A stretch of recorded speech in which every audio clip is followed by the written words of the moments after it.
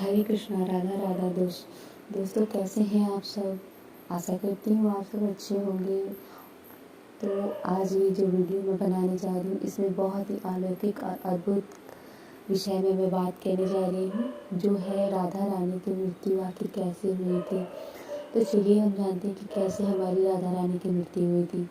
तो जैसा कि हम सभी जानते हैं राधा कृष्ण की प्रेम, राधा कृष्ण का प्रेम आत्मा और परमात्मा का मिलन था। हम सभी इसके बारे में बहुत ही विख्यात है, विश्व का सबसे प्रसिद्ध प्रेम है ये। हमारे यहाँ पर हम इन्हें पूजते हैं, इन्हें मानते हैं, ये हमारे इष्ट देव हैं। तो चलिए जानते हैं कि कैसे हुई थी आखिर राधा रानी की मृत्यु।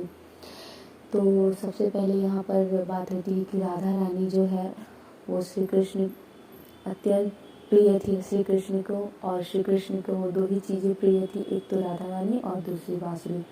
तो कुछ ऐसे कुछ बातें हैं कि पता चलता है क्या कि जो कृष्ण मथुरा जा रहे थे कंस का वध करने के लिए, तो वो राधा रानी से आखिरी बार मिले थे और वही आखिरी उनका मिलन था।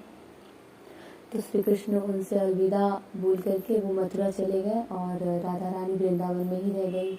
कुछ वर्षों पूर्व राधा रानी का जो है विवाह तय कर दिया गया और उनका विवाह कर दिया गया।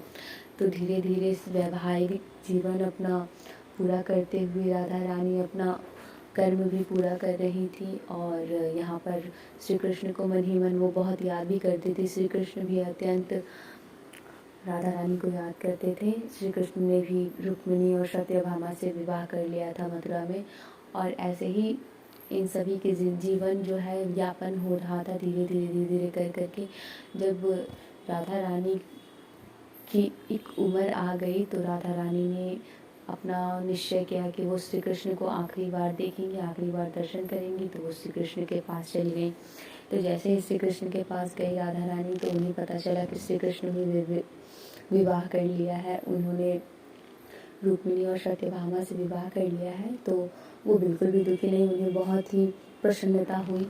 तो वहाँ पर क्या हुआ कि धीरे धीरे राधा रानी जो है उनका उम्र बीतते चला गया और वो अपने शरीर से हारने लगी। श्री कृष्ण के ही यहाँ पर रह कर के राधा रानी उनका काम काज उनके महल में देखने लगी, वहीं पर रहने लगी। श्री कृष्ण को निहारती, देखती, उन्हीं के चरणों में उनका भजन करती, कीर्तन करती राधा रानी। और वैसे धीरे धीरे समय बीतता चला गया।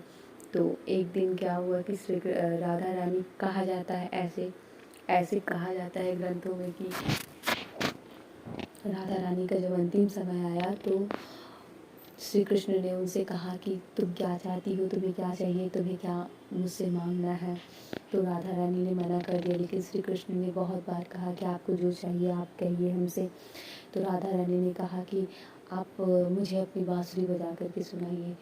तो राधा रानी को श्री कृष्ण ने दिन रात बांसुरी बजा करके सुनाया, तो जब तक कि श्री कृष्ण बांसुरी बजाते रहे। और इसी तरह से बांसुरी की धुन सुनकर राधा रानी कृष्ण में विलीन हो गई। यही उनका अंतिम क्षण था। श्री कृष्ण जानते थे कि राधा रानी का यही अंतिम क्षण है, और बस इसी तरह से राधा रानी का कहा जाता है कि देहांतरण हो गया।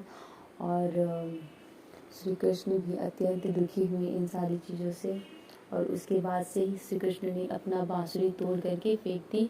और इसके बाद श्री कृष्ण ने कहा जाता है कभी भी बांसुरी नहीं बजाई। तो कैसे लगी आप सबको ये कहानी, अत्यंत ज़रूर कमेंट बॉक्स में बताइए। राधे राधे।